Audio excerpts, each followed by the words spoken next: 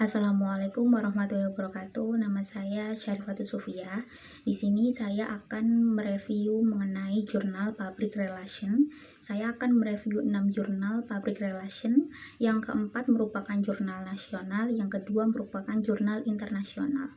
Saya membuat video review jurnal ini untuk memenuhi tugas UAS saya atau ujian akhir semester pada mata kuliah Manajemen Public Relation. Saya akan mereview jurnal yang pertama. Jurnal yang pertama ini berjudul mengenai strategi komunikasi public relation yang ditulis oleh artis sarjana agama.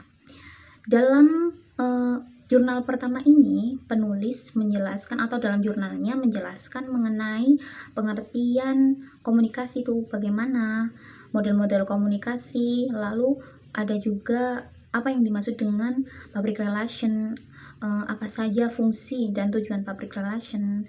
Lalu di sini juga ada pembahasan mengenai strategi komunikasi public relation serta klasifikasi strategi public relation.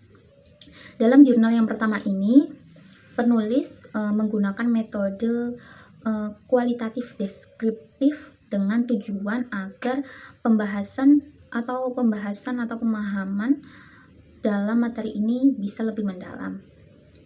Hasil riset dari jurnal ini adalah yang pertama, public relation dapat memberikan kontribusi dalam strategi manajemen melalui dua cara, yaitu melakukan tugas sebagai bagian dari strategi manajemen keseluruhan organisasi, serta keterlibatan public relation dalam proses menyeluruh ini akan memberi manfaat besar bagi organisasi dan public relation itu sendiri. Lalu, menurut apa yang saya review dari jurnal yang pertama ini, hasil risetnya mengungkapkan bahwa menjadi public relation harus memiliki pola pikir yang strategik, memiliki banyak pola pikir agar dapat menyelesaikan masalah-masalah yang terjadi pada organisasi atau perusahaan tersebut. Menjadi public relation harus memiliki strategi yang terstruktur atau memiliki rencana strategi public relation yang baik agar menguntungkan dapat dihandalkan public relation itu dalam sebuah organisasi atau perusahaan. Lalu di sini dijelaskan juga tingkat ketergantungan public relation itu sangat tinggi sehingga public relation itu membutuhkan kerjasama antara satu dengan yang lainnya atau memiliki keterlibatan antara satu dengan yang lainnya. Oleh sebab itu, public relation harus menerapkan atau mengimplementasikan dan mengontrol strategi yang paling handal.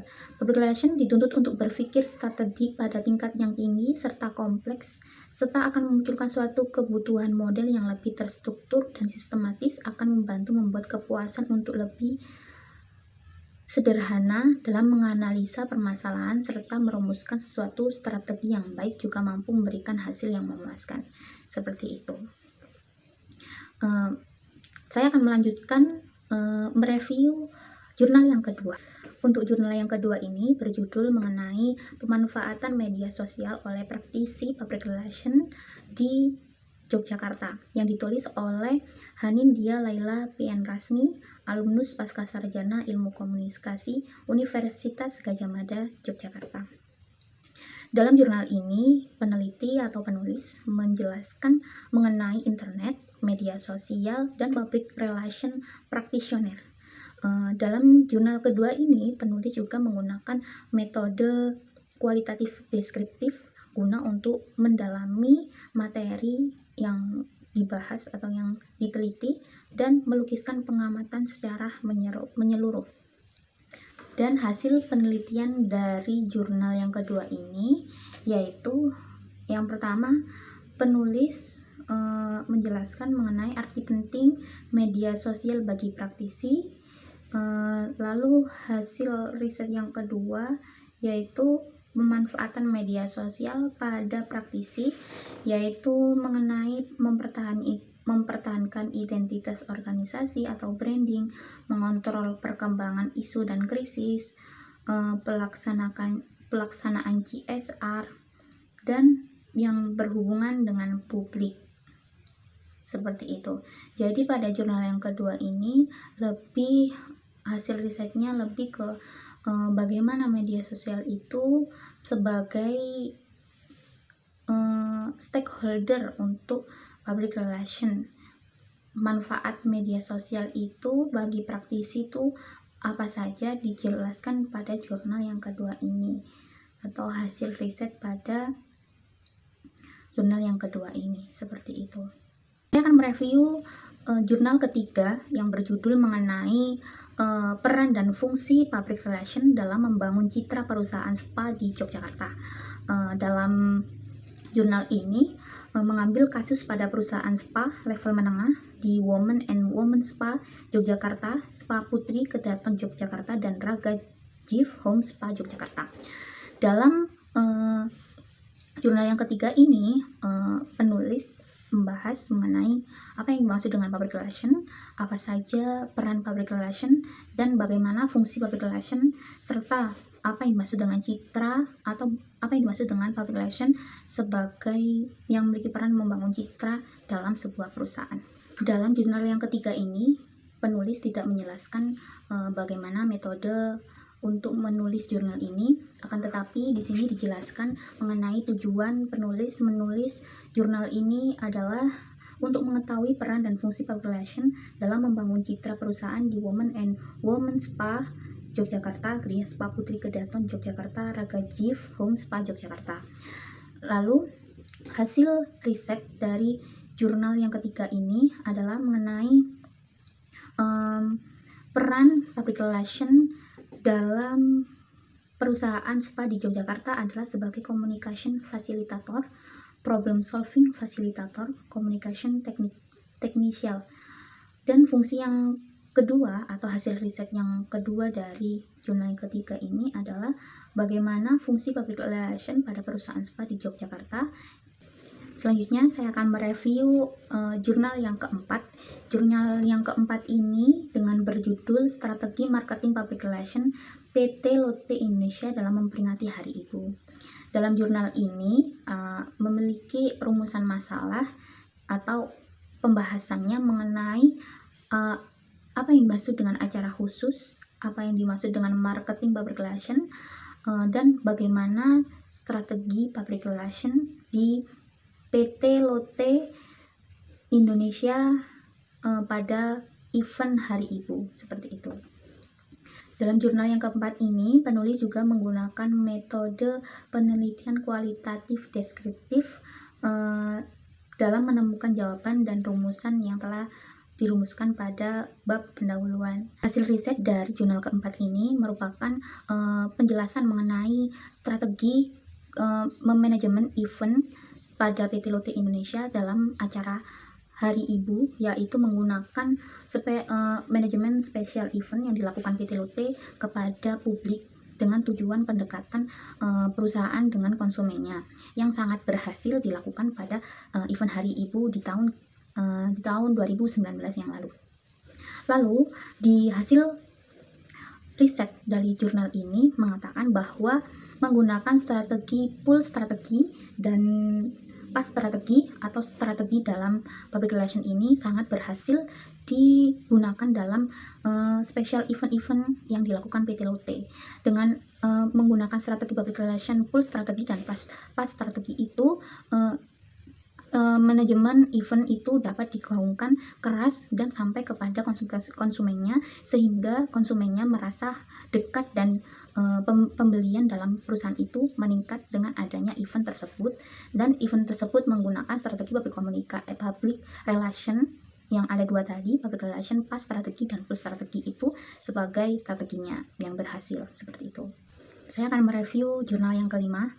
Pada jurnal kali ini saya mereview jurnal internasional yang ditulis oleh Krishnamurti, Sri Ramesh, dan Dejan Verghese. Dalam jurnal ini berjudul International Public Relation, a Framework for Future Research. Dalam jurnal ini, peneliti atau penulis menjelaskan mengenai apa yang dimaksud dengan International Public Relation, lalu menjelaskan juga mengenai Public Relation Education dan Body of Knowledge, serta apa yang dimaksud dengan Cross-National Research. Hasil riset jurnal kelima ini adalah menjelaskan kemajuan media sosial dan public relation atau hubungan public relation dengan media sosial yang sangat berhubungan untuk sebagai stakeholder kepada konsumen atau publik atau masyarakat umum seperti itu yang atau masyarakat yang publik yang ingin dituju. Lalu public relation juga harus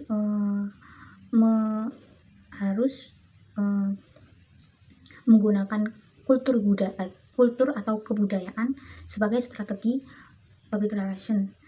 Lalu di sini juga dijelaskan mengenai infrastruktur public relation yang perlu diperhatikan. Di sini dengan judul Infrastruktur and International Public Relation.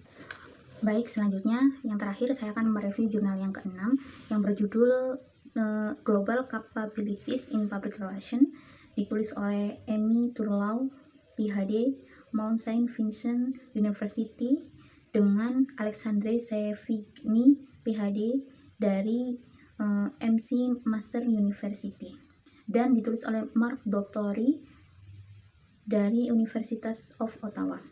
Pada jurnal yang ke-6 ini, penulis menjelaskan mengenai atau memberikan wawasan tentang inisiatif global cabang untuk mengidentifikasi kemampuan dalam pemanajemen hubungan masyarakat dan komunikasi untuk didedikasikan untuk munculkan kemampuan inti yang dibutuhkan oleh dan dicerminkan dalam disiplin public relation.